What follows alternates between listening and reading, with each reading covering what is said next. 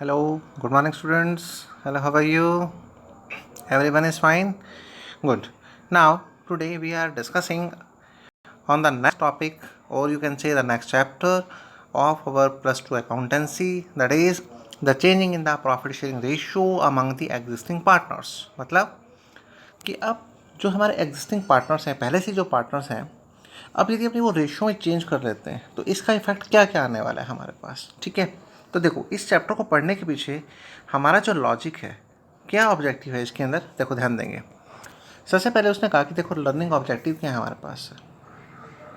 जिस समय हम इस चैप्टर को कंप्लीट पढ़ लेंगे, ठीक है, तो उसके अंदर हमारे पास है, देखो क्या क्या पढ़ने के लिए हमारे पास से सामने आया बेटा। देखो ध्यान दें, सबसे पहले हमें क्या ध्यान देना है कि रिकॉन्स्टिट्यूशन ऑफ पार्टनरशिप फॉर्म का मतलब क्या है। फिर मुझे निकालना पड़ेगा सैक्रिफाइसिंग रेशियो, फिर मुझे निकालना पड़ेगा गेनिंग रेशियो, फिर मुझे ट्रीटमेंट देखनी पड़ेंगी गुडविल्स की। ठीक है, फिर हम देखेंगे उसके मेथड्स कौन कौन से हैं, और लास्ट में हमने इस टॉपिक में क्या देखना है कि when there is a changing in the profit sharing ratio of existing partners. ठीक है, तो हम एक एक पॉइंट की तरफ मूव करते हैं। तो सबसे पहले हम पॉइंट लेके चल रहे हैं आपके साथ, reconstitution of the partnership form. ठीक है, तो देखो ध्यान से सभी सुनना कि partnership is the result of agreement. देखो सबसे बड़ी बात उसने हाईलाइट किया है, देखो यहाँ पर कि पार्टनरशिप किस चीज़ का एग्रीमेंट होता है। पार्टनरशिप किसका रिजल्ट होता है, एग्रीमेंट का, बिटवीन द पर्सन, उन लोगों के बीच में, टू शेयरिंग द प्रॉफिट्स, जो अपने प्रॉफिट्स को बांटने के लिए क्या हुए हैं, बिजनेस के लिए रेडी हुए हैं। Any changing in the partnership agreement bring to an end the existing agreement. वो कहता है कि यदि जैसे ही कोई नया हम एग्रीमेंट में कोई चेंज कर दें तो पुराने वाला एग्रीमेंट क्या हो जाएगा, अपने आप ही ख़त्म हो जाएगा और एक न्यू एग्रीमेंट जो है हमारे सामने शुरू हो जाएगा। तो the changing in the agreement result is changing in the relationship among the partners. कहता है कि इस एग्रीमेंट के चेंज होने की वजह से उनके बीच में जो रिलेशंस है पार्टनर्स के बीच में, वो भी क्या हो जाते हैं, हमारे चेंज हो जाएंगे। In such a case although the firm continue its the amount of reconstitution part. हालांकि क्या होगा इस केस के अंदर, जो फर्म है हमारी वो कंटिन्यू चलती रहेगी, सिर्फ उसके अंदर जो पार्टनर्स का आपस में रिलेशन है प्रॉफिट या लॉस का, वो चेंज होता रहेगा। ठीक है, तो देखो रिकॉन्स्टिट्यूशन कितने ढंग से हो सकता है वो देखते हैं। नंबर वन, एक तो changing in the profit sharing ratio of the existing partner. जैसे मान लो ए और बी पार्टनर थे, पहले रेशियो कितना था इनका, 2:1। बाद में उन्होंने क्या डिसाइड किया कि हम 3:1 करना चाह रहे हैं, तो फर्म का रिकॉन्स्टिट्यूशन हो गया। ओके, नंबर टू, नया पार्टनर कोई आ जाए, admission of the new partner. ठीक है, जैसे पार्टनर थे चारू और दिनेश, कैसे बांटते थे प्रॉफिट, इक्वली। बाद में क्या हुआ, सुधा एक नई पार्टनर रूप में आ गई, उसको हमने न्यू पार्टनर कितने हिस्से के लिए शामिल किया, कितने पार्ट्स के लिए, कितने शेयर के लिए, 1/4 के लिए। इससे भी फर्म का रिकॉन्स्टिट्यूशन हो गया। नेक्स्ट रिटायरमेंट, तो रिटायरमेंट में क्या होगा, फॉर एग्जाम्पल जैसे उसने कहा कि जैसे बबीता, गीता और सीता 3 पार्टनर। ठीक है, रेशो कितना, 1:3। मान लो कि इसके अंदर से सीता रिटायर होकर चले जाती है। ठीक है, तो क्या होगा, तथा फर्म, अब रेशो क्या होगा, यदि इतना चला जाता है तो नई फर्म का क्या होगा, नई फर्म रिकॉन्स्टिट्यूट हो जाएगी, जिसके अंदर हम क्या करेंगे, सीता को छोड़ देंगे। अब जो प्रॉफिट और लॉस का जो डिस्ट्रीब्यूशन होगा वो किस में होगा, बबीता और गीता के अंदर। ठीक है, इसके बाद हम नेक्स्ट पेज पर अपने आप को मूव करते हैं। उस पेज में देखो हमारे पास से क्या है नेक्स्ट पेज के लिए। यस, अब देखो, अब रिकॉन्स्टिट्यूशन फिर हो रहा है हमारे पास से, कैसे हो रहा है उस चीज़ को अपन देखते हैं। देखो इस पॉइंट में हमारे पास से क्या आ रहा है नेक्स्ट पॉइंट के अंदर, कि मान लो किसी पार्टनर की डेथ हो जाती है, PQR पार्टनर। ठीक है, शेयरिंग प्रॉफिट लॉस कितना हो गया, 432। किसकी डेथ हो गई, आर की डेथ हो गई। तो अब PureQ ने डिसाइड किया कि हम प्रॉफिट को इक्वली बांटेंगे, तो भी फर्म का रिकॉन्स्टिट्यूशन हो गया। अब देखो एक पॉइंट है हमारे पास, एमलगामेशन। एमलगामेशन में हमारे पास से क्या होता है कि 2 पार्टनर्स हैं हमारे पास से, या 2 पार्टनरशिप फॉर्म्स को मिलाकर क्या कर देते हैं, एक बना देते हैं। ठीक है, देखो कैसे, सपोज किया कि ए और बी पार्टनर्स थे हमारे पास 2:1 के लिए।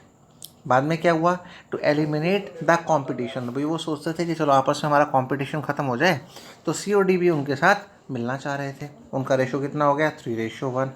अब यदि मैं इनका सबका न्यू रेशो ले लूँ ABCD का, तो क्या बन जाएगा, 2:1:3:1। तो ये भी क्या हो गया, रिकॉन्स्टिट्यूशन हो गया। ठीक है, अब हम पॉइंट पे आते हैं कि changing in the profit sharing ratio among the partners कैसे होगा। कहता है समटाइम्स क्या होता है कई बार कि existing partner decided to changing their profit sharing ratio, वो खुद ही चाहते हैं कि हम नया रेशो चेंज कर लें।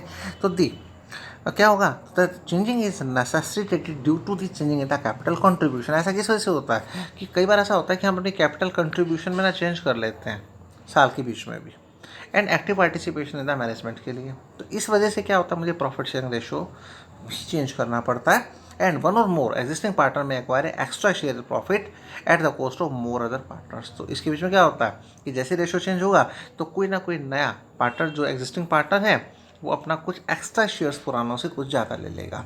इन such a case, in order to maintain the equity, दोनों में आपस में समानता स्थापित करने के लिए हमें कुछ एडजस्टमेंट करनी पड़ जाती हैं, जैसे गुडविल्स की, रिवैल्यूएशन एसेट्स और लायबिलिटीज़ का, रिजर्व का, एक्यूमुलेटेड प्रॉफिट एंड लॉस का। तो जैसे जैसे हम चैप्टर की तरफ बेटा आगे बढ़ेंगे वैसे वैसे आपको कंसेप्ट क्लियर होगा। अभी हम ये चेक करना चाहते हैं, क्या चेक करना चाहते हैं कि एडजस्टमेंट, देखो हमने क्या किया कि adjustment required at the time of the changing in the profit sharing ratio. जब आप प्रॉफिट शेयरिंग रेशियो चेंज कर लेते हैं तो उस समय हमें किन किन रेशियोज को की हमें ज़रूरत पड़ेगी, कौन कौन सी एडजस्टमेंट करने की ज़रूरत पड़ेगी। देखो सबसे पहले बेटा पॉइंट आएगा आपके पास, हमें सैक्रिफाइसिंग रेशियो, गेनिंग रेशियो निकालना पड़ेगा। फिर हमें निकालनी पड़ेगी गुडविल की कैलकुलेशन। उसके बाद जैसे ही हमारे पास ये न्यू फॉर्म रिकन्स्टिट्यूट होगी उस केस में मुझे क्या करना पड़ेगा, रिजर्व का ट्रीटमेंट करना पड़ेगा, एक्यूमुलेटेड प्रॉफिट का ट्रीटमेंट करना पड़ेगा। ये सब होने के बाद क्या होगा, जैसे नया कोई पार्टनर आ रहा है या जा रहा है या डेथ हो रही है, ठीक है, तो हम क्या करेंगे, revaluation of assets and liabilities को करेंगे। और last one, adjustment of capital. तो हम एक एक पॉइंट लेके आपके साथ लेके चलते हैं। तो सबसे पहला पॉइंट देखो मैं आपके साथ लेके चलता हूँ सैक्रिफाइसिंग रेशियो। कि सैक्रिफाइसिंग रेशियो क्या होता है। Whenever there is a changing, देखो क्या सैक्रिफाइस रेशियो में, when there is a changing in the profit sharing ratio, one or more existing partner had to surrender some of their old share in the favour of one or more partners. कहता क्या होगा, when there is a changing in the profit sharing, जैसे हमारे पास ये profit sharing ratio change होता है, एक या एक से अधिक पार्टनर को क्या करना पड़ता है, अपना हिस्सा दूसरे पार्टनर को देना पड़ता है। ठीक है, तो जो हिस्सा उसने दूसरे पार्टनर्स को दिया, एक या एक से ज़्यादा को, तो उसके लिए हमारे पास ये फॉर्मूला बेटा देखो यहाँ बन गया कि सैक्रिफाइसिंग रेशियो आपका क्या बन जाता है, sacrificing ratio is equal to old ratio minus new ratio. ठीक है, अब आगे बढ़ते हैं। कहता है इसका पर्पस क्या था, the purpose of calculating the sacrificing ratio to determine the amount of compensating to be made by the gaining partner. कि जिस पार्टनर को गेन हुआ यानी जिसको लाभ हुआ, जिसको मैंने अपना हिस्सा ट्रांसफ़र किया, ठीक है, उसके लिए तो गेन हो गया, और दूसरे हिस्से जिसके लिए नुकसान हुआ तो उसके लिए वो क्या हो गया, सैक्रिफाइसिंग हो गया। Such compensating is usually paid the basis on the proportion of amount of goodwill. ठीक है, कहते हैं इस प्रकार का जो क्षतिपूर्ति है, compensation is usually paid on the basis of, किस उसका आधार क्या होता है, गुडविल। ठीक है, उसके बाद हम आते हैं गेनिंग रेशियो। नेक्स्ट पॉइंट पे हमारे गेनिंग रेशियो क्या होगा, देखो बेटा, gaining ratio as a result of changing in the profit sharing ratio, one or more existing partner gain some portion of other partners. जैसे रेशियो चेंज होता है तो किसी को प्रॉफिट होने वाला होता है और किसी को लॉस होने वाला होता है। तो हमें कैसे पता लगे गेनिंग रेशियो के लिए, तो गेनिंग रेशियो देखो हमारे पास बेटा क्या है, new ratio minus old ratio. ठीक है, और यहाँ पर सैक्रिफाइसिंग रेशियो क्या था, old ratio minus new ratio. ठीक है, तो आपने इन दोनों फॉर्मूलास को बिल्कुल अच्छी तरह याद रखना है। इससे रिलेटेड हम एग्जाम्पल लेके देखो आपके साथ चलते हैं। ठीक है, तो देखो कुछ एक एग्जाम्पल है हमारे पास से, मैं आपके साथ एग्जाम्पल लेके चलता हूँ। देखो फर्स्ट एग्जाम्पल हम लेके चलते हैं। मान लो ए और बी पार्टनर थे, ठीक है, उनका रेशियो कितना था, 2:1 था। ठीक है, विद इफेक्ट फ्रॉम द 1 अप्रैल, 1 अप्रैल से क्या हुआ, उन्होंने कहा कि हम अपने रेशियो को क्या करना चाहते हैं, चेंज करना चाहते हैं। पहले कितना, 2:1, बाद में क्या चाहते हैं वो, इक्वली। ठीक है, तो कहता है बताओ सैक्रिफाइसिंग रेशियो या गेनिंग रेशियो कितना हुआ। ठीक है जी, तो देखो चेक करते हैं। देखो ओल्ड रेशियो एरबी का कितना, 2:1, न्यू रेशियो एरबी का 1:1, सैक्रिफाइसिंग और गेनिंग निकालना है ए का, 2 और 1 कितना हो गया टोटल, ओल्ड रेशियो को देखो 2 और 1 कितना हो गया, 3। तो कितना हो गया, 2/3 ए का हमारे पास है ओल्ड रेशियो, और फिर देखो न्यू रेशियो नीचे ए और बी का रेशियो कितना है यहाँ पर, 1:1। ठीक है, तो अब कितना रहा, 1/2 मैंने माइनस कर दिया, मतलब ऊपर का जो ए का हमारे पास है पार्ट था। ठीक है बेटा, देखो इसको दोबारा से हम देख लेते हैं एक बार। ठीक है, देखो कैसे, देखो बेटा चेक करो एक बार, हम दोबारा इसको चेक करते हैं। क्या चेक करते हैं, ये देखो old ratio 2:1, new ratio equally. अब देखो जैसे ओल्ड रेशियो है ना, तो हम इसे कितना लिख सकते हैं, 2/3। ठीक है, और इसका कितना हो जाएगा, बी का 1/3। इसी तरह न्यू रेशियो कितना हो जाएगा, 1:1 है ना, तो ये कितना हो जाएगा, 1/2 और अगेन 1/2। ठीक है, अब हमने इसको माइनस कर दिया। देखो ए का ओल्ड रेशियो कितना, 2/3 ये आ गया। बी का हमारे पास सर ए का न्यू रेशो कितना हुआ 1/2 वही आ गया। दोनों को माइनस कर दिया, रिजल्ट हमारा प्लस में आ गया। प्लस में आ गया तो सेक्रीफाइसिंग हो गया। इसी तरह बी को चेक करो, देखो बी का कितना था 1/3 ये आ गया। उसके बाद न्यू रेशो कितना था इसका 1/2 वही आ गया। उसको चेक किया तो रिजल्ट हमारा माइनस में आ गया। तो जब माइनस में रिजल्ट आएगा तो आपके लिए क्या हो जाएगा, गेनिंग हो जाएगा। और यदि पॉजिटिव रिजल्ट आता है तो क्या हो जाएगा, सेक्रीफाइसिंग हो जाएगा। सेम हमारे पास से देखो सेकंड एग्जांपल में है, उसमें पार्टनर क्या है हमारे पास से 3 पार्टनर्स हैं ABC, ठीक है, कोई प्रॉब्लम वाली बात नहीं है। ABC पार्टनर तीनों का हमारे पास से रेशो है, ओके। तो आपका टोटल कितना होगा 3 + 2 5 + 1 6, तो टोटल हमारे पास कितना हो जाएगा 6। तो अब देखो हम क्या देख पाएंगे इसके अंदर, देखो सभी पार्टनर्स के लिए पहले हम ओल्ड रेशो ले लेते हैं, ठीक है, 3:1। न्यू रेशो कितना था 2:1, ओल्ड रेशो 3:1। तो अब देखो 3 + 2 5 + 1 6, 3/6 ओल्ड। बी का देखो 2 + 3 5 + 1 6, 2/6। फिर सी का देखो ओल्ड 3 + 2 + 1 1/6, ठीक है। अब न्यू रेशो को हम इसमें से क्या करते हैं, माइनस कर लेते हैं। जैसे 2 + 2 4 + 1 2/5, ओके। सेकंड का 2/5, ओके, और इसका 1/5। अब देखो रिजल्ट यदि पॉजिटिव है तो सेक्रीफाइसिंग है, और माइनस है तो गेनिंग है, ठीक है। अब हम आगे बढ़ते हैं, देखो इस चीज़ के लिए।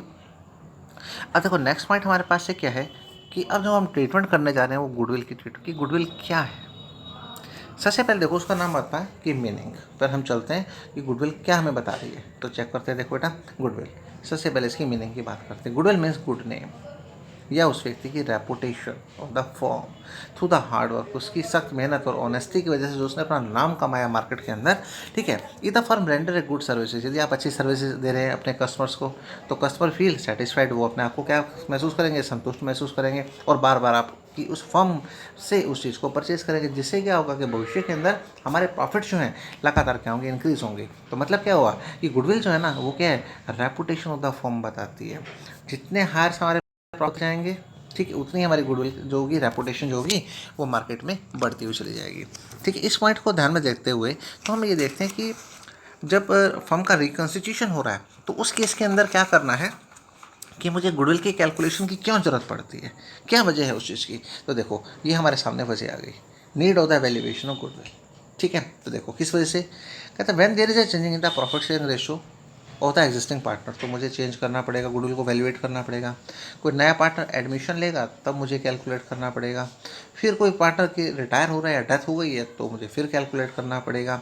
फैन द फर्म, जब मुझे फर्म को बेचना है तो मुझे गुडविल को कैलकुलेट करना पड़ेगा। या फर्म आपस में मिलकर एक हो रही है, दूसरी फर्म के साथ एमेलगामेटेड हो रही हैं तो मुझे फिर कैलकुलेट करना पड़ेगा।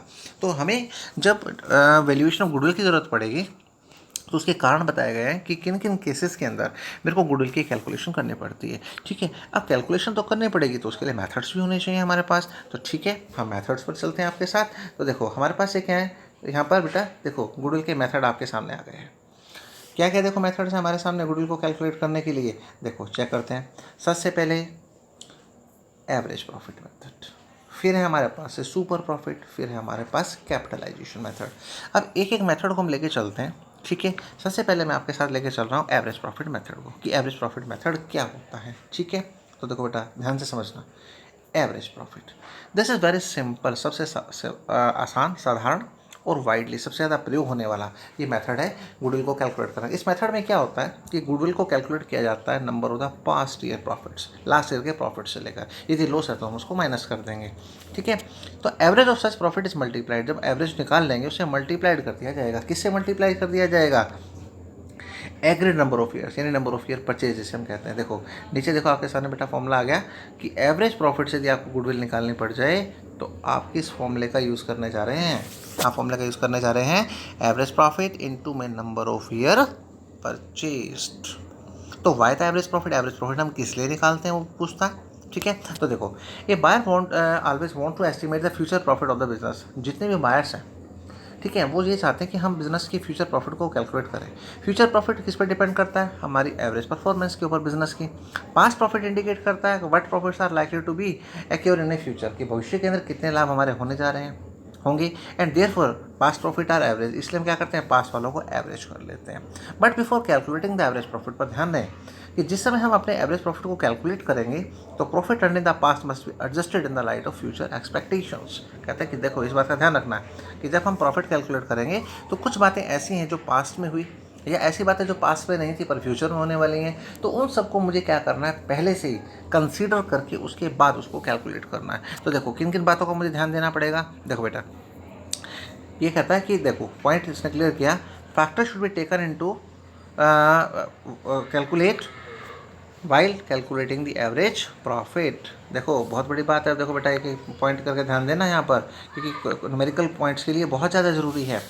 क्या जरूरी हुआ, देखो सबसे पहले यदि क्वेश्चन में कोई एबनॉर्मल इनकम आ गई किसी भी ईयर में, उसे हम क्या करेंगे माइनस, ठीक है, क्योंकि हम ऑन एन एवरेज बराबर रखना चाहते हैं। मतलब एक्सेस प्रॉफिट होगा तो माइनस कर दो, ठीक है, एबनॉर्मल लॉस हो गया तो उसको वापस ऐड कर देंगे। देखो जैसे नेक्स्ट पॉइंट क्या आ गया, एबनॉर्मल लॉस, एबनॉर्मल लॉस होगा तो उसे वापस क्या कर दिया जाएगा, ऐड बैक कर दिया जाएगा।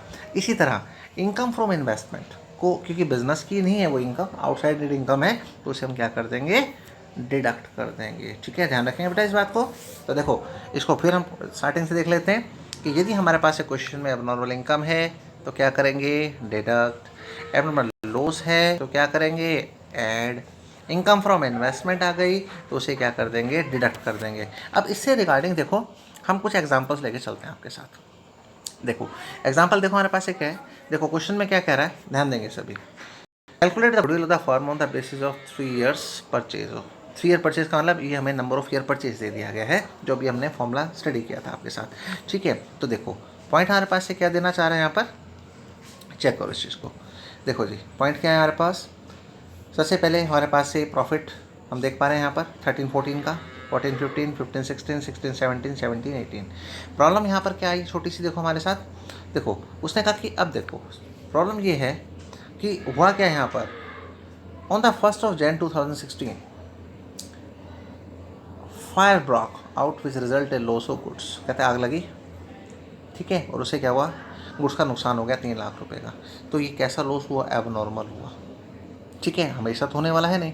तो इसे हम क्या करेंगे, जिस साल ये लॉस हुआ उस साल का प्रॉफिट हमारा कम हो गया होगा, तो इस प्रकार के एबनॉर्मल लॉस को हम क्या कर देंगे वापस ऐड बैक कर देंगे।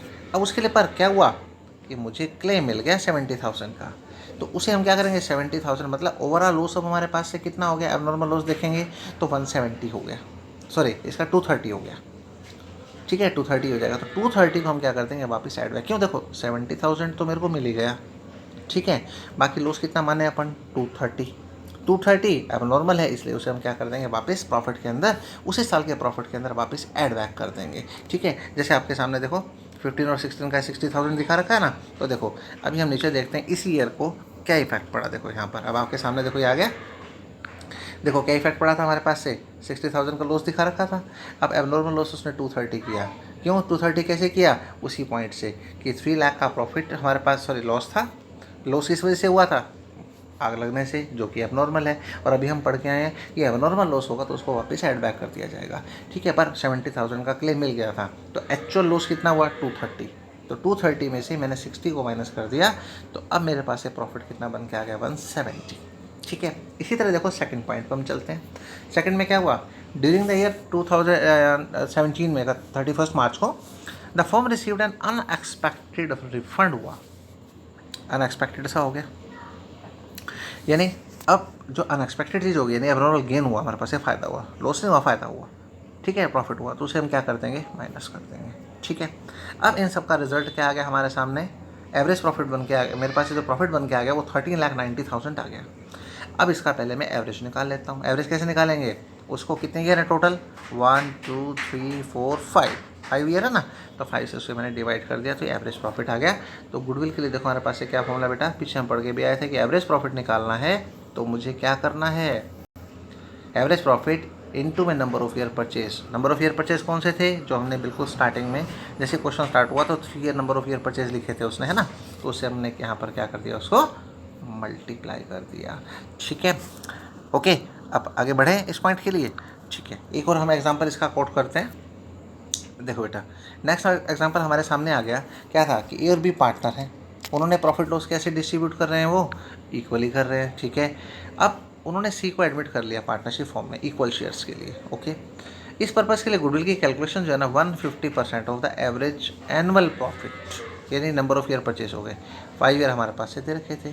ठीक है, अब करना क्या है, देखो हमारे पास इस क्वेश्चन के अंदर जो एडिशनल इन्फॉर्मेशन है फिर से वही फैक्ट्री डालेगी हमारे पास से। तो देखते हैं एडिशनल इन्फॉर्मेशन इसके रिगार्डिंग उसने क्या दी। तो देखो ये इन्फॉर्मेशन हमारे पास से सामने आ गई। क्या देखो इन्फॉर्मेशन सामने आई हमारे पास। ड्यूरिंग ईयर क्या हुआ कि 31 मार्च को एक एसेट थी जिसकी ओरिजिनल कॉस्ट कितनी थी, 2 लाख थी, जिसकी बुक वैल्यू कितनी थी, 150 थी, उसको मैंने सेल कर दिया जी 124 में। किस ईयर की बात है, 2016 की। ठीक है, अब उसको हम चेक कर लेते हैं यहाँ से, भाई हमारे साथ क्या प्रॉब्लम रही। ओरिजिनल कॉस्ट 2 लाख की, उसको छोड़ दो, उसको हमने कुछ नहीं करना। अब ये देखना कि बुक वैल्यू कितनी थी उसकी, 150 के अंदर से 124 की तो मैंने सेल कर दी। तो अब लॉस कितना हुआ, 26 का हो गया। इसको देखो 26 को जाकर मैंने उसी ईयर के अंदर जाके वापस ऐड बैक कर दिया, ठीक हो गया, क्योंकि अब नॉर्मल था। उसके बाद दूसरा फिर क्या हुआ, 1 अप्रैल 2017 को 2 कंप्यूटर लिए मैंने जिनकी कॉस्ट कितनी थी, 1 लाख थी। ठीक है, and were wrongly debit to the travelling expenses, उसको मैंने गलती से ट्रैवलिंग एक्सपेंसेस में डाल दिया था। अब ट्रैवलिंग एक्सपेंसेस नहीं है, परंतु वो तो मेरे लिए एसेट्स है, तो एसेट्स को मैंने एक्सपेंडिचर नहीं मान के यहाँ पर उसे वापस क्या कर दिया, ऐड कर दिया। पर एक बात तो माननी पड़ेगी, क्या, यदि एसेट्स आ गए तो फिर मुझे डेप्रिसिएशन देना पड़ेगा, है ना। और डेप्रिसिएशन का मेथड भी हमने देखो पढ़े थे ना +1 में, कौन कौन से, एक स्ट्रेट लाइन था और दूसरा कौन सा था, return down. Return down value method कौन सा था हमारे पास से, कि जैसे जैसे उसकी वैल्यू कम होगी हम उसके ऊपर डेप्रिसिएशन लगाएंगे। ठीक है, हम देखो इसके वर्किंग नोट में इसी चीज़ की स्टडी कर लेते हैं एक बार। देखो आपके सामने वर्किंग नोट आ गया। अब इस वर्किंग नोट में देखो बेटा क्या हो रहा है, वर्किंग नोट के अंदर depreciation on the computer for the year ended 1 lakh का था, 20% 20,000 हो गया। नेक्स्ट ईयर के अंदर क्या हुआ, इस 1 लाख के अंदर से मैंने 20,000 को माइनस किया, 80 का 20% हो गया 16। तो देखो फर्स्ट ईयर में मैंने कितना माइनस किया, 20, सेकेंड ईयर में कितना किया, 16। इसके बाद फिर मुझे क्या निकालना है, एवरेज प्रॉफिट। तो आपको पता है कि सबका टोटल कर लेंगे हम, जितने भी ईयर्स हमारे पास ये आए हुए हैं, 1 2 3 4 5, इन पाँचों का टोटल किया, 5 से डिवाइड किया, और उसके बाद वैल्यूएशन गुडविल हमारे पास से 150% थी और उसको हमने सॉल्व कर लिया। ठीक है, अब इसी के रिगार्डिंग देखो हम एक क्वेश्चन और लेके चलते हैं आपके साथ। देखो इसमें क्या हुआ, पॉइंट बिल्कुल सेम सा ही है कि इसके अंदर देखो हमारे पास ये प्रॉफिट और लॉस दिए गए हैं डिफरेंट ईयर्स के। जो पॉइंट देखो हमारे पास क्लियर करने का वो क्या हुआ, ऑन 1 मार्च 2017 एक मोटर बाइक लेके आया मैं 50,000 की, उसको गलती से मैंने क्या मान लिया, ट्रैवलिंग एक्सपेंस मान लिया। तो उसको हम क्या करेंगे, उस ईयर के अंदर वापस ऐड कर देंगे। ठीक है, अब उसने कहा कि on which depreciation is to be charge 20% per annum, और 20% हमारे पास से क्या होगा, उसके ऊपर मुझे डेप्रिसिएशन चार्ज कर लेना है। ठीक है, तो देखो इफेक्ट किस ईयर पे जाके पड़ा, 1 अप्रैल 2016 पर। इसका मतलब इस ईयर के ऊपर मैं आ जाता हूँ यहाँ पर। ठीक है, चलो चेक करना स्टार्ट करते हैं इसको।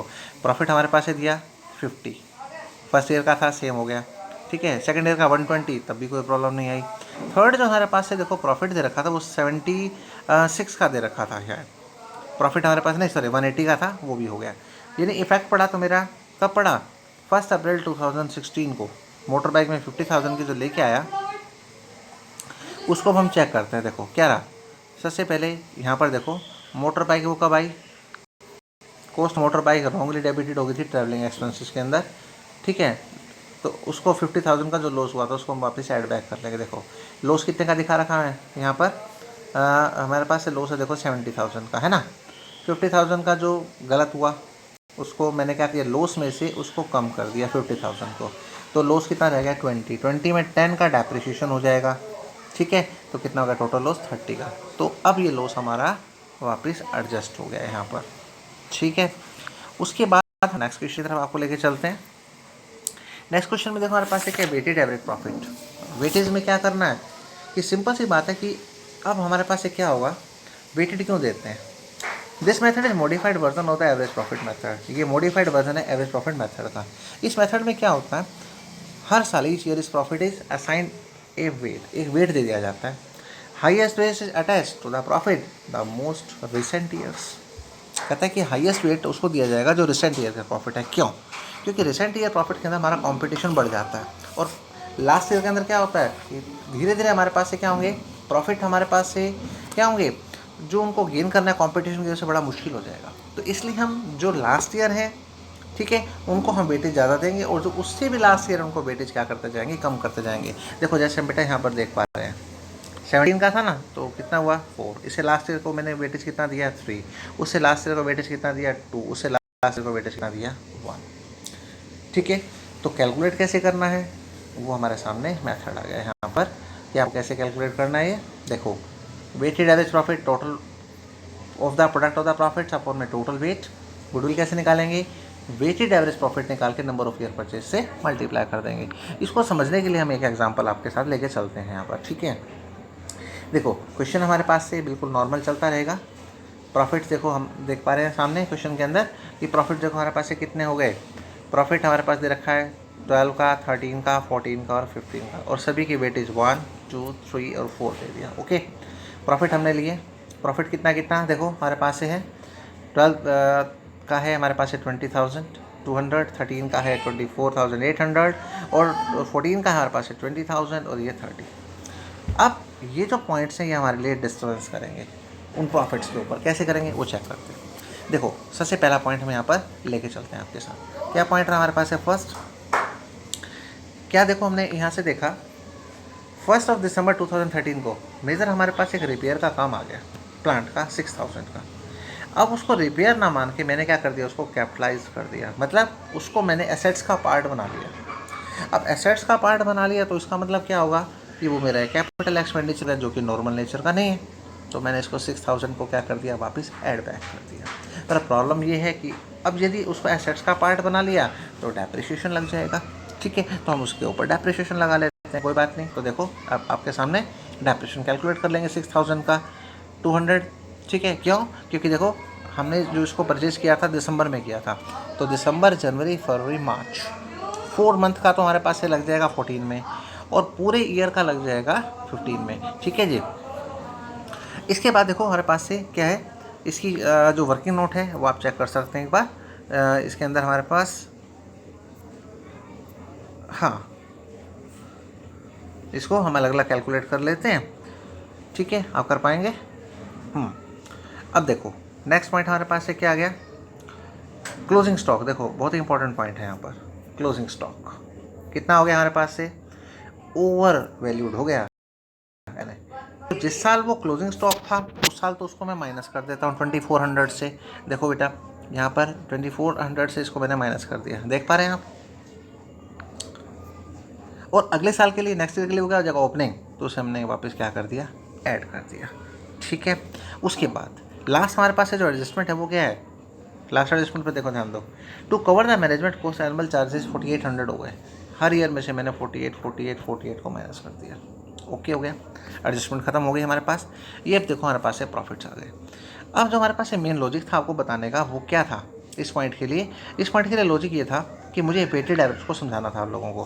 प्रॉफिट तो हमने कैलकुलेट कर दिए, ओके हो गए। अब देखो ये वेट आ गया, इसको मैंने क्या किया, इससे मल्टीप्लाई करके इसका ये रिजल्ट आ गया। 15,400 को मल्टीप्लाई करूँगा 1 से, 17,600 को 2 से, इस तरह हम मल्टीप्लाई करते हुए सबको ऐड कर लेंगे।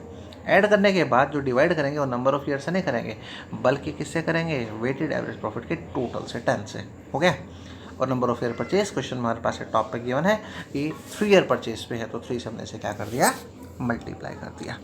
ठीक है, तो ये हमारे पास है देखो फर्स्ट मेथड जो है वो कंप्लीट हो जाता है। इसके बाद हमारे पास क्या रहेगा, जो हमारे पास मेथड नेक्स्ट है वो मेथड जो है वो हमारे पास से मेथड बनने जा रहा है सुपर प्रॉफिट मेथड। तो सुपर प्रॉफिट मेथड के लिए हम क्या करेंगे, देखो ध्यान देंगे सुपर प्रॉफिट। ठीक है, तो सुपर प्रॉफिट देखो क्या रहा बेटा, ध्यान दो। इस मेथड में देखो क्या होने वाला है, चेक करते हैं। इस पॉइंट के लिए आपको लेके चलता हूँ मैं। हाँ जी, देखो सुपर प्रॉफिट मेथड, यहाँ से ध्यान दें, सेकंड मेथड हमारा शुरू हो चुका है। इस मेथड में कहता है कि goodwill is calculated on the basis of the surplus profit earn the firm in comparison to the average profit earn other the firms. मतलब क्या हुआ, इस प्रॉफिट को लिए क्या है, सरप्लस। किससे सरप्लस है, मान लो 2 फर्म्स हैं सेम बिजनेस कर रही हैं, सेम बिजनेस के अंदर एक फर्म दूसरे से कुछ एक्स्ट्रा गेन कर रही है। ठीक है, तो जो एक्स्ट्रा गेन कर रही है उसी को ही हमने यहाँ पे क्या नाम दे दिया, सुपर प्रॉफिट दे दिया। तो अब इससे जो कैलकुलेट करना है गुडविल मुझे, वो कैसे करना है वो देखो बेटा। इसके लिए हमें क्या करना पड़ेगा, सबसे पहले नॉर्मल प्रॉफिट लेके चलना पड़ेगा। नॉर्मल प्रॉफिट क्या होगा, कैपिटल इन्वेस्टेड, जो उसने पैसा निवेश किया नॉर्मल रेट ऑफ रिटर्न जो प्राय मेरे पास से जो मैंने इन्वेस्टमेंट करता हूँ उसकी जो रेट रहती है अपॉन में 100 हो जाता है, ठीक है। पर इसे गुडविल निकालने, अब इसके बाद क्या करना है, नेक्स्ट पॉइंट पर हम बढ़ते हैं। नेक्स्ट पॉइंट हमारे पास से देखो क्या आ रहा है, आपके सामने देखो फॉर्मूला आ गया कि आपको क्या करना है, सुपर प्रॉफिट निकालना है। एवरेज प्रॉफिट में से नॉर्मल प्रॉफिट को हम क्या कर देंगे, माइनस कर देंगे, ठीक है। उसके बाद हम क्या निकालेंगे, गुडविल। गुडविल कैसे निकाली जाएगी, सुपर प्रॉफिट में नंबर ऑफ ईयर परचेज को मल्टीप्लाई, ठीक है। तो अब देखो, तो हमारे पास से देखो इस फॉर्मूले को हम दोबारा से देखते हैं। मतलब पहला मुझे स्टेप क्या करना है बेटा, देखो ध्यान दें, सबसे पहले मुझे क्या करना है, नॉर्मल प्रॉफिट निकालना है सुपर प्रॉफिट को निकालते समय। नॉर्मल प्रॉफिट हमारे पास से क्या रहा, कैपिटल इन्वेस्टेड इनटू में normal rate of return upon में 100, ठीक है। उसके बाद सेकंड स्टेप हम क्या करेंगे, ये देखो सेकंड स्टेप पर आ जाते हैं हम यहाँ पर। सेकंड स्टेप में क्या हुआ, मैंने सुपर प्रॉफिट निकाल लिया, यानी एवरेज प्रॉफिट माइनस में नॉर्मल प्रॉफिट। फिर मैंने थर्ड स्टेप पे आया गुडविल को निकालने के लिए। थर्ड स्टेप क्या बना मेरा, सुपर प्रॉफिट को नंबर ऑफ ईयर परचेज से मल्टीप्लाई कर दिया जाएगा, ठीक है। तो इसके लिए बेटा देखो एक एग्जांपल लेके चलते हैं आपके सामने। देखो आपकी स्क्रीन पर एग्जांपल आ गया, क्या, देखो ध्यान देना हमने इस पॉइंट के ऊपर, the average net profit expected in the future 36, ठीक है, ओके हो गया। एवरेज कैपिटल एम्प्लॉयड हमें कितने क्वेश्चन में दे दी गई, 2 लाख दे दी गई, यानी कि हमें कैपिटल इन्वेस्टेड दे दी गई 2 लाख, ओके हो गया। The rate of expected rate of return कितना है, 10%। नॉर्मल रेट ऑफ रिटर्न भी दे दिया गया हमारे पास, ये 10% भी आ गया। इससे मैंने क्या निकाल लिया, नॉर्मल प्रॉफिट, ठीक है, जो हमारा फर्स्ट पॉइंट था। उसके बाद मुझे क्या निकालना था, सुपर प्रॉफिट निकालना था। सुपर प्रॉफिट के लिए मुझे क्या चाहिए था, एवरेज प्रॉफिट। एवरेज में क्या हुआ प्रॉब्लम, 36,000 था, पर इसमें एक लाइन ने क्या कर दिया, थोड़ा सा प्रॉब्लम क्रिएट कर दिया। क्या प्रॉब्लम क्रिएट किया, the remuneration of the partner estimated to rupees 6,000 per annum. Remuneration देनी रह गई थी मेरे पास से, कोई बात नहीं, हम रेमुनरेशन दे देते हैं और एवरेज को निकाल लेते हैं 30। अब एवरेज में से नॉर्मल को मैंने क्या कर दिया, माइनस। क्या आ गया हमारे पास, सुपर प्रॉफिट आ गया। तो इसका मतलब मेरा फर्स्ट स्टेप कवर हो गया, नॉर्मल प्रॉफिट। मेरे पास सेकंड स्टेप कवर हो गया, ऊपर first point normal profit, second super profit, और थर्ड हमारे पास से क्या आ गया, गुडविल। तो गुडविल कैसे निकाली मैंने, सुपर प्रॉफिट को नंबर ऑफ ईयर परचेज से मल्टीप्लाई करने के बाद, ओके हो गया। तो बेटा देखो ध्यान रख लेंगे, दोबारा से फिर इस पॉइंट को चेक कर लेते हैं हम। सबसे पहले मैंने क्या किया, हमें क्या निकालना है बेटा, नॉर्मल। हमारे सामने है नॉर्मल के लिए, ध्यान रख लेंगे आप लोग। उसके बाद सेकंड क्या निकालना था अपने को, सुपर प्रॉफिट, उसके लिए भी फॉर्मूला आ गया हमारे सामने। उसके बाद थर्ड वन क्या निकालना था, गुडविल, ये गुडविल की वैल्यू आ गई, ठीक है। तो सुपर प्रॉफिट के लिए मुझे इन 3 स्टेप से निकलना पड़ेगा, ओके। अब हम आगे चलते हैं अपने क्वेश्चन को लेकर। अब इस क्वेश्चन में देखो जो पॉइंट समझने का है वो क्या है कि इस क्वेश्चन में ना उसने हमें क्या कर दिया कि गुडविल की वैल्यू दे दी। देखो कैसे, उसने कहा कि एसेट्स हमारे पास है कितनी, 2 लाख, ओके हो गई। यानी यहाँ पर कैपिटल एम्प्लॉयड को निकालने के लिए एक नया फॉर्मूला हमारे सामने जनरेट हो चुका है। कैपिटल एम्प्लॉयड को निकालने के लिए ये फॉर्मूला काम आएगा। एसेट्स हो गई, ओके। उसके बाद क्रेडिटर्स कितने हो गए, 10,000, हमने माइनस कर दिए यहाँ पर। टोटल कितने हो गए, 190, ठीक है। द पार्टनर्स कैपिटल अकाउंट का जो बैलेंस था 160 था, ये पार्टनर्स की कैपिटल हो गई 160 और 30 इसमें जोड़, मतलब हमने दोनों तरीक़ों से कैपिटल एम्प्लॉयड को निकाल सकते हैं, ठीक है। चलो अब क्या रहा, प्रॉब्लम क्या रही, is the normal rate of return 15। चलो ये भी पता लग गया कि हमें नॉर्मल रेट ऑफ रिटर्न 15 है, ठीक है।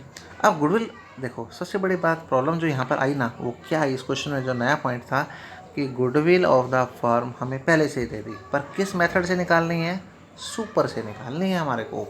तो हमारी स्टार्टिंग देखो क्वेश्चन की यहाँ से होगी। गुडविल इज इक्वल टू क्या होता है, सुपर प्रॉफिट इनटू में number of year purchased. Number of year purchase में 3 ईयर्स मुझे दे रखे थे, यहाँ पर मुझे गुडविल भी दे रखा था। तो यहाँ से मैंने क्या निकाल लिया बेटा, देखो सुपर प्रॉफिट निकाल लिया, क्योंकि क्वेश्चन इस बार कहता है कि आप मुझे एवरेज प्रॉफिट निकाल के दो, मतलब क्वेश्चन सारा उल्टा चलेगा हमारे साथ। गुडविल से मैं वापस आया किस पर, कैपिटल एम्प्लॉयड, वो निकाला। फिर नॉर्मल प्रॉफिट क्या होता था, कैपिटल एम्प्लॉयड इनटू में normal rate of return upon में 100, वो निकाला।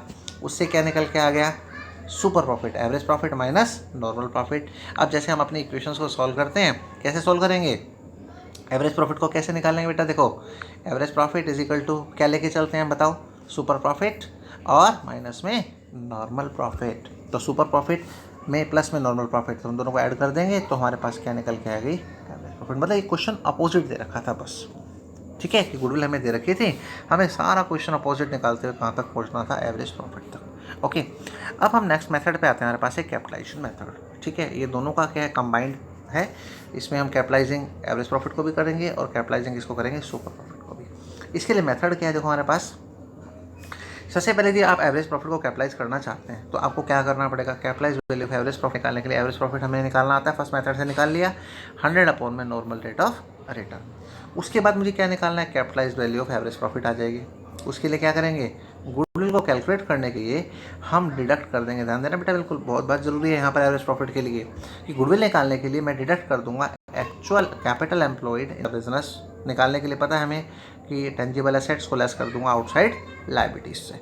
ठीक है, अब देखो इसके लिए हम क्या लेके चलते हैं, आगे बढ़ते हैं। देखो एक क्वेश्चन हमने लिया कि जैसे उसने कहा, मान लो कि कैपिटल एम्प्लॉयड जो थी वो हमारे पास से कितनी थी, एक्चुअल कैपिटल एम्प्लॉयड थी हमारे पास से 4 लाख, गुडविल कितनी होगी 1 लाख, हमने उसको माइनस कर दिया। तो there is no goodwill if the actual capital employed in the business exceed or equal to the capitalised value of average profit. ठीक है, अब देखो इसको ना हम एक क्वेश्चन से करते हैं तो समझ में ज़्यादा बढ़िया आएगा, है ना। तो देखो कैसे रहा, उसने कहा कि वरुण और कुबेर पार्टनर, ठीक है, उनकी कैपिटल दे दी गई, करंट अकाउंट के बैलेंस भी दे दिए गए, प्रॉफिट हमें 5 ईयर्स के दे दिए गए कंसेक्यूटिव। ओके हो गया, जनरल रिजर्व दिया। अब वो कहता है कि आपको capitalisation of average profit method लगाना है। तो मुझे क्या करना है, नंबर 1 सबसे पहले एवरेज प्रॉफिट निकालूंगा, ठीक है। Number 2 capitalise value of average profit निकालूंगा। नंबर 3 क्या निकालेंगे, कैपिटल एम्प्लॉयड निकालेंगे। ठीक है, तो इसके बाद हमारे पास से क्या होगा, क्वेश्चन के अंदर कंप्लीट होगा। तो देखो सबसे पहले मैंने क्या किया, एवरेज प्रॉफिट निकाला। ठीक है, एवरेज प्रॉफिट निकालने में देखो हमारे पास से क्या आया, और उसके बाद देखो एवरेज प्रॉफिट हमें सभी ईयर्स दे रखे थे, प्रॉफिट और लॉस दे रखे थे। जिस साल का हमारे पास से लॉस था उसको मैंने क्या कर दिया, यहाँ पर माइनस कर दिया। फिर कैपिटलाइज वैल्यू निकालने के लिए मुझे एवरेज प्रॉफिट चाहिए था, जो कि यहाँ से मैं निकाल लाया। ठीक है, नॉर्मल रेट ऑफ रिटर्न हमें दे रखी थी 10%, वो हमने अप्लाई कर दिया। कैपिटल एम्प्लॉयड निकालना था, उसके लिए फॉर्मूला क्या है, ठीक है, हमारे लिए फॉर्मूला क्या बन गया, कैपिटल हमारे पास से क्या बना, देखो capital employed is equal to, formula क्या बना कि इसके निकालने के लिए हमें कैपिटल अकाउंट, इसका कैपिटल अकाउंट का बैलेंस, करंट अकाउंट का बैलेंस और जनरल लेजर, इन सबको हमने ऐड कर लिया। ठीक है, उसके बाद हमने क्या किया, आगे बढ़े तो गुडविल निकाली। गुडविल कैसे निकालनी है, देखो गुडविल के लिए हमारे पास से फॉर्मूला क्या बन के आ गया कि capitalise value of average profit में से कैपिटलाइज्ड एम्प्लॉयड को घटा दो, माइनस कर दो, इससे हमारे पास ये बैलेंस बन के आ जाएगा। ठीक है, इसी तरह देखो हमारे पास से क्या रहा, अब सुपर प्रॉफिट का कैपिटलाइजेशन करना। जैसे पहले किसका किया था, एवरेज का किया था ना, ये बिल्कुल सिंपल है। इसके अंदर आपके पास सुपर प्रॉफिट होना चाहिए। सुपर प्रॉफिट में क्या करेंगे, 100 अपॉन में नॉर्मल रेट ऑफ रिटर्न कर देंगे। तो इससे क्या आएगा, आपका कैपिटलाइजेशन ऑफ सुपर प्रॉफिट आ जाएगा। ठीक है, इसके लिए देखो हमारे सामने एग्जाम्पल आ गया, सेम एग्जाम्पल है, देखो ध्यान देंगे कैसे, बेटा देखो ध्यान दो। सबसे पहले पॉइंट हमारे पास से क्या आया, the following information relating to the partnership firm, ये हमारे पास से क्वेश्चन में गिवन है। ठीक है, सबसे पहले देखो हमने यहाँ पर क्या करना है, उसने कहा कि देखो आपको कैपिटलाइजेशन करना है सुपर प्रॉफिट का। सबसे पहले कंडीशन ये लगाई उसने कि आपको प्रॉफिट दिए जा रहे हैं, एवरेज कैपिटल एम्प्लॉयड भी दे दिया गया, नॉर्मल रेट ऑफ रिटर्न दे दिया, प्रॉफिट आपको गुडविल जो निकालना है ना, इन बेसिस पर निकालना है। तो देखो यहाँ से हम इसको स्टार्ट करते हैं। सबसे पहले मुझे क्या निकालना है भाई, कैसे, टोटल प्रॉफिट निकाल लो, हो गया। एवरेज निकालने के लिए 5 से डिवाइड कर दो। एवरेज प्रॉफिट कैसे निकलेगा, value of goodwill into number of year purchased. Okay हो गया। सेकंड, सुपर प्रॉफिट कैसे निकलेगा, सुपर प्रॉफिट के लिए हमें क्या निकालना पड़ेगा, हमें पता है कि हमें क्या निकालना पड़ता है, एवरेज प्रॉफिट आ गया, उसमें से नॉर्मल प्रॉफिट को माइनस कर देंगे। नॉर्मल प्रॉफिट हमारे पास है 5 लाख का 20% 1 लाख आ जाएगा। सुपर आ गया, सुपर प्रॉफिट के लिए नंबर ऑफ ईयर परचेज वही 3 है, मल्टीप्लाई कर दिया। अब देखो जो हमारे पास है नया सीखने का सिर्फ पॉइंट था वो ये था कि सुपर प्रॉफिट को आपको कैसे निकालना है, कैपिटलाइजेशन मेथड से। तो कैपिटलाइजेशन मेथड में सुपर प्रॉफिट निकालने के लिए सुपर प्रॉफिट इंटू में 100 अपॉन में नॉर्मल रेट ऑफ रिटर्न आ जाएगा और आप इससे निकाल पाएंगे। ठीक है बेटा, तो ये हमारे पास एक कंसेप्ट कंप्लीट हो जाता है जिसमें आपको सभी पॉइंट्स मैंने एक एक करके बताए कि 3 तरीके से हमने गुडविल निकालनी है। पहले एवरेज प्रॉफिट मेथड, फिर सुपर प्रॉफिट मेथड, फिर हमारे पास से कैपिटलाइजेशन मेथड आया। कैपिटलाइजेशन मेथड में भी 2 मेथड्स आए, कौन कौन से आ गए, एक तो हमारे पास से एवरेज प्रॉफिट को कैपिटलाइज करना, दूसरा सुपर प्रॉफिट को कैपिटलाइज करना। ठीक है, उसके बाद हम नेक्स्ट वीडियो के अंदर आपको नेक्स्ट कंसेप्ट इसी चैप्टर्स के लिए अकाउंटिंग ट्रीटमेंट ऑफ गुडविल, ठीक है, जिस समय रेशियो चेंज हो जाएंगे और उसका क्या इफेक्ट पड़ने वाला है हमारी गुडविल के ऊपर, वो हम डिस्कस करेंगे। ठीक है, till then have a nice day.